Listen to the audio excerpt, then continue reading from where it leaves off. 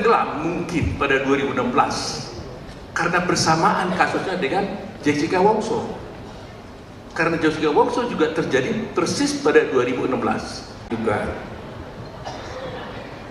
Nah, kemudian pada waktu itu kita kaget, sungguh-sungguh kaget setelah mendengar cerita daripada keluarga ini yang dibawa oleh Kang Deddy ini. Oleh karena itu kami berpikir, kenapa masih bisa terjadi ya kasus seperti ini di negeri ini? Saya sudah mengalami pengalaman yang pahit ketika kasusnya Jessica Wongso.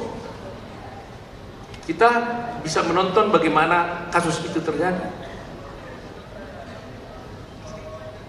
Namun pada waktu itu tidak terjadi seperti yang sekarang ini.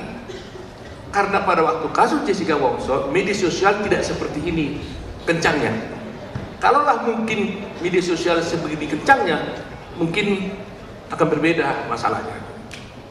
Ya. Pada kasus Jessica Wongso, itu hampir 70% pada waktu itu orang mengatakan dia bersalah. Tapi setelah mulai persidangan disiarkan pertama kali live ya disiarkan langsung televisi, akhirnya berbalik.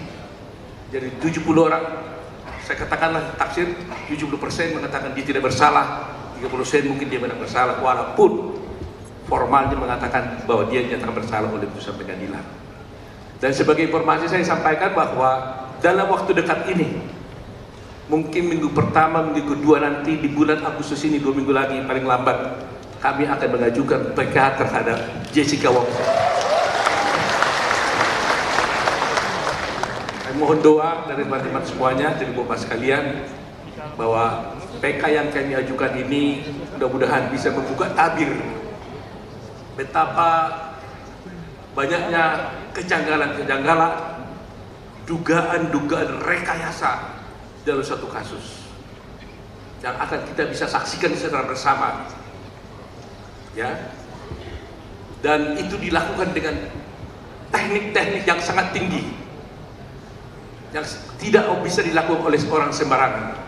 Hanya orang-orang yang pintar bisa melakukan seperti itu. Saya katakan ini dugaan yang harus saya buktikan di pengadilan nantinya.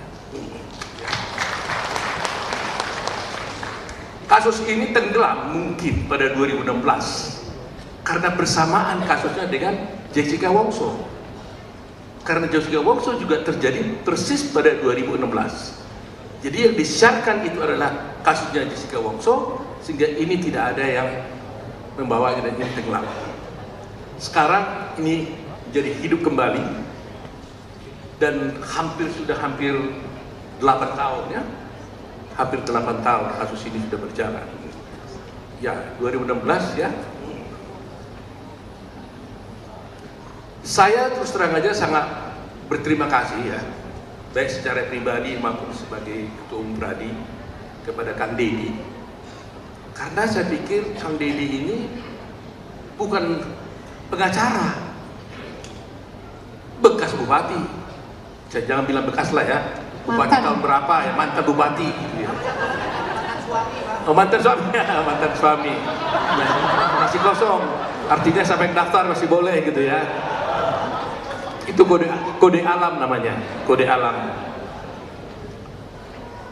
Nah, jadi coba bayangkan seorang yang mantan bupati, bukan pengacara, tapi bisa berjuang di bidang hukum, membawa seluruh keluarga dari Cirebon ke Jakarta dengan upaya sendiri.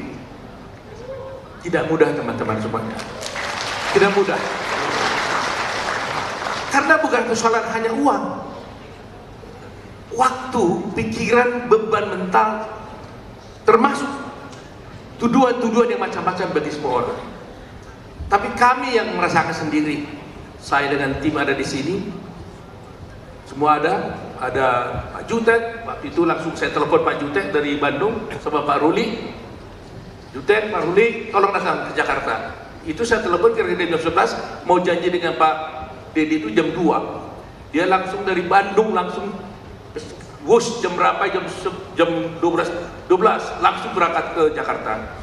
Kita terima tim dari Kang Deddy dan semua keluarga.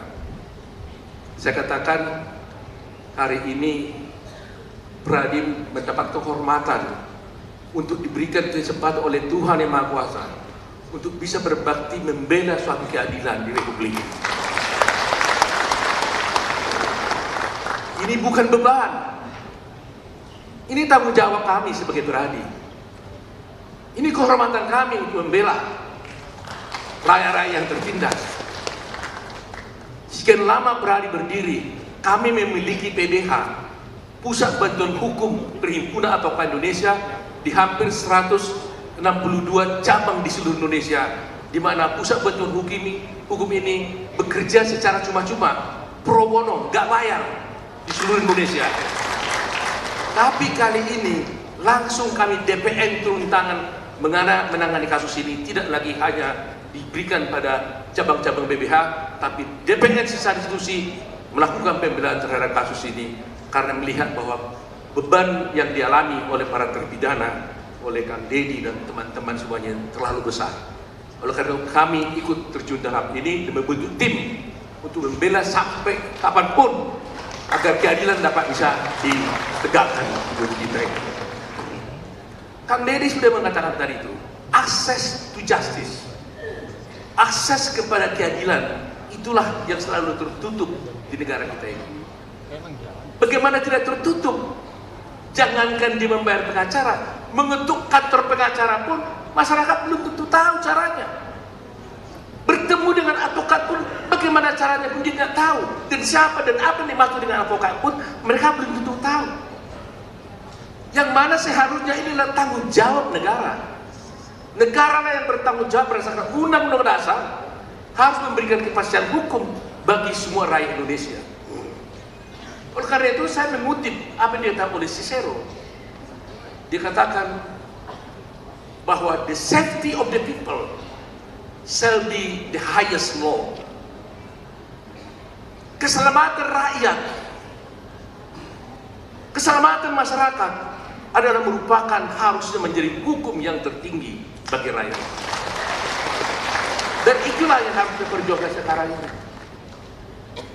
Oleh karena itu, terima kasih Kang Deddy, sungguh-sungguh, from the depth of my heart, dari hati paling dalam.